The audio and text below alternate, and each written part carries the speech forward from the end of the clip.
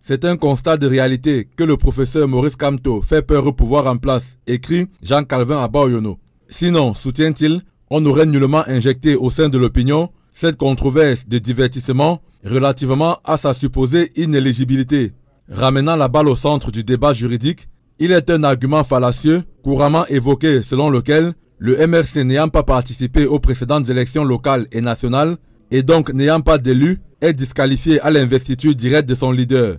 On en vient ainsi à convoquer ou à exciper utilement la Constitution de la République qui dispose dans son préambule que nul ne peut être contraint de faire ce que la loi n'ordonne pas.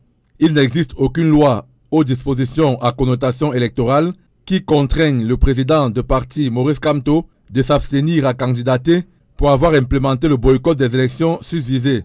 L'autre argument avancé est tiré de l'article 12 alinéa 2 du Code électoral. On y tient en substance que la représentation du parti politique à l'Assemblée nationale est la condition exigée pour présenter sa candidature à l'élection présidentielle. Le légicentrisme, encore appelé le règne de la loi parlementaire, résiste mal à la construction pyramidale de la hiérarchie des normes dans notre État moderne. À la vérité, analyse le professeur Jean-Calvin Abaoyono, c'est le traitement constitutionnel de la notion de représentation qui est le sentier juridique indiqué.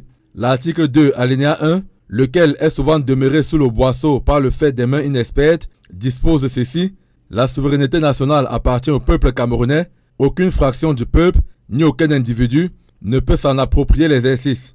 L'article 15.2 poursuit en ces termes: chaque député représente l'ensemble de la nation.